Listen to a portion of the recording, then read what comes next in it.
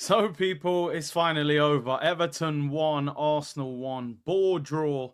And just like I've said many times this season, people, that will cure insomnia if you struggle to sleep, people. Because, man, that second half, oh my days. Anyway, it's over. So, enjoy the rest of your weekend. Listen, Everton won, Arsenal won. Arsenal took the lead in the first half. Trossard, lovely finish. Left foot bottom corner. Didn't think he played particularly well today, but he took his goal really well. Again, sort of did that no celebration. I don't think Trossard can be annoyed or frustrated that he's not getting in the team. He hasn't performed at the standard he has over the last season or so this season. So that no celebration, I think he needs to stop that and actually enjoy when he scores. But listen, very well taken finish, left foot bottom corner. First half, the game started quite lively. First 15, 20 minutes, both teams looked like they were going for it. And then the game turned into a bit of a dull affair, but we got the goal. We go in at half-time 1-0 up, and you're thinking, can we build on this? Can we move forward? In the 9th minute, Everton and Arsenal fans gave a minute's applause for Kevin Campbell, very close friend of the channel and myself, and obviously terrible what happened to him, tragic, but great to see him getting his flowers and remembered like that. Still doesn't feel real that he's not here. Our constant debates on the Monday shows and arguing over Arteta and players, it's the players' Curtis and all of that. So great to see him remembered. Obviously wish he wasn't being remembered, wish he was actually here and on the channel and we're arguing. But yeah, of course, thoughts always with Kev and his family. Second half, he brings on Martinelli and Saka at half time, brings off Sterling and Nwaneri. Sterling was back to default, did all right in his last game against PSV, just no end product, spent half the time trying to win a free kick. Not what you want to see. Nwaneri was quiet. Nwaneri's 18 years of age. He's getting doubled up on a little bit now. Everton were physical, aggressive. They pressed him. It wasn't a good day for him, but he'll learn from it. So no major problem there with Ethan Nwaneri. Arsenal seem to have this thing sometimes of they go 1-0 up and it's almost like Arteta thinks the defence is going to win us the game. We're going to protect the 1-0 lead and win from there. I just think, why do we not press a bit more to get that second goal? The second goal never came. We ended up conceding. Miles Lewis-Skelly penalty. Now, was it a penalty or not? I've watched it a few times and I am conflicted. It's very, very soft. Almost looks like Harrison is pulling Lewis-Skelly more than Lewis-Skelly really doing anything. But I do think it is clumsy from Lewis-Skelly. He kind of gets out-muscled. Harrison gets on the wrong side of him. And then his arms across him. And players are told nowadays, if you feel contact in the penalty area, hit the floor. And the referee's given the penalty, and it's not blatant enough, probably for VAR to overturn it. That's what they're going to say. That's their explanation for it. So some people say very harsh, never a penalty. But I do think there's an element of clumsy defending about it from Lewis-Skelly. Some people's argument was that it was a free kick. The majority of the contact was outside the area. But let me know what you think. Do you think it was a penalty or not? One thing that I want to talk about, though, is Declan Rice.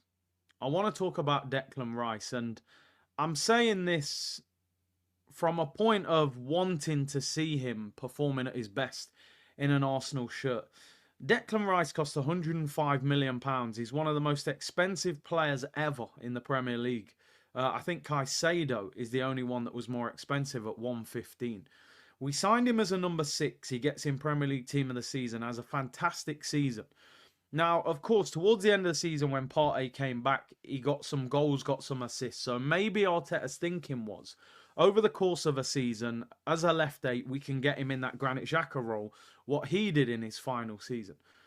But when I watch Declan Rice play, he's not a number 8. In fact, there's hardly anything in his game that suggests he's a number 8. His final ball high up the pitch is not that good. He's not the most nimble-footed. He's not somebody that you consider to have loads of flair. His shot, although I think he does strike a ball well, he doesn't score enough, he doesn't shoot enough. I don't understand the thought process behind playing Declan Rice in the 8. Now, people say, oh, in the 6, he's not comfortable enough receiving the ball on the half turn. I actually think Declan Rice is comfortable at receiving the ball. I think the problem with Declan Rice in the 6, his passing is not progressive enough. He doesn't play the forward ball quick enough. He plays safe. He keeps the ball a lot of sideways and backwards passes. Now, I think that can be developed and coached. I think Rice can become a top quality number 6. It just needs to be developed and trained and coached. Play forward, play more progressive. But Declan Rice in the number 8 is average. Honestly, Decore was in the 8 role today for Everton, and he looked better than Declan Rice. And I think Decore's out of contract and in his 30s this summer.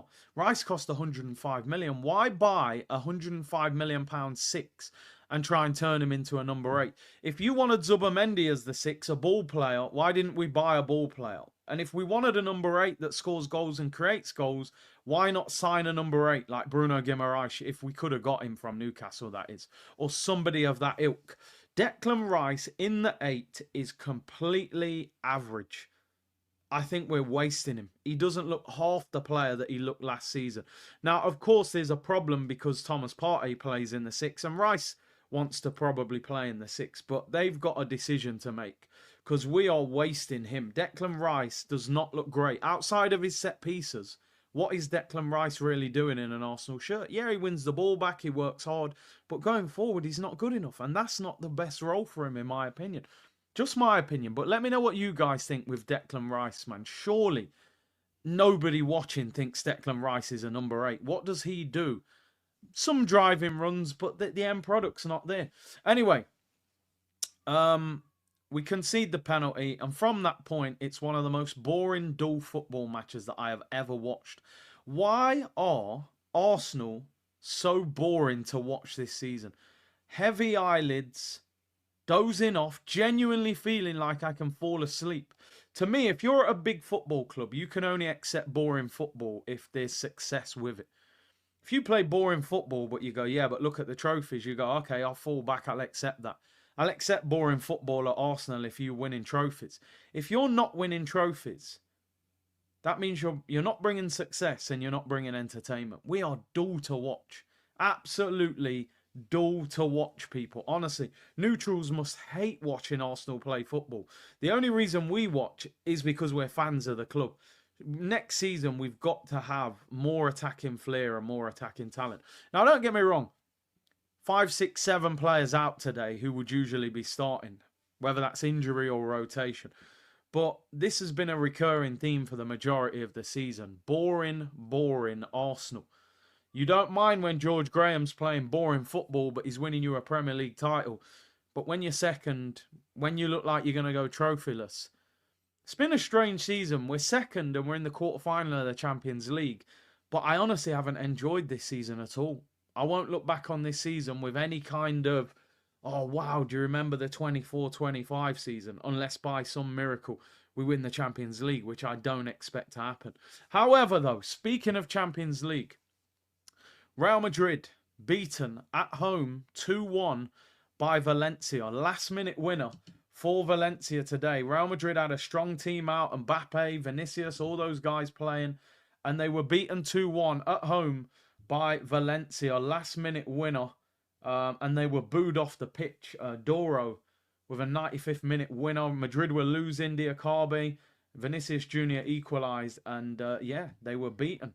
Very interesting. But listen, the way we played today, will it make much difference? Who knows? But listen, what I will say, let's embrace Tuesday. Let's enjoy it. I'm looking forward to it. This is what you want to be in the Champions League for. And I want to see a different Arsenal. Let's be honest. Saka might start. Martinelli might start. Mourinho will probably go back up front. Rice and Partey, Odegaard in the middle. Hopefully Ben White at centre-back with Timber at right-back. Kiwior gets man of the match today. Well done to him. He was solid. Give him credit where credit's due. The Kiwi was right today. However, I would still play Ben White at centre-back ahead of him. We're talking about Kylian Mbappe, people. And I would play Timber at right-back. So, yeah, listen. if you didn't watch the game today, don't rush home to watch the highlights unless you're trying to get to sleep early tonight, people. That's all I can say. People, apologies that the fan cam was a little bit later. I had to go out and do some things, but we're back. And obviously, I wanted to see what happened in the Real Madrid game. Let me know what you thought about the game today. What are you thinking ahead of Real Madrid? What do you want to see different in that Real Madrid game? And what do you want to see different next season, man? If you're going to win a league title, I think you've got to do more going forward. You've got to beat teams. Can't always rely on going 1-0 up and defending your way out of the situation. But listen, 1-1, Premier League. What I will say is, if we get knocked out of the Champions League to Real Madrid, which they are the favourites, of course, the remaining Premier League games are going to be an absolute snorefest. So I honestly hope by some miracle we get past Real Madrid and we're still in the Champions League, because we're going to have some tough watch-alongs if we go out of that competition, because the Premier League is flat at the moment. People, thank you very much for tuning in. Hit the like button, subscribe. Let me know what you think. Who was man of the match? Was it Kivior? What do you want to see happen on Tuesday night in terms of team selection? What needs to happen moving forward? And what about the conundrum of Declan Rice? And Arteta, what's your thoughts on Arteta? Has Arteta made Arsenal boring? Why has he done it? Let me know what you think. Take care, everyone. And I'll see you all soon, people. Bless.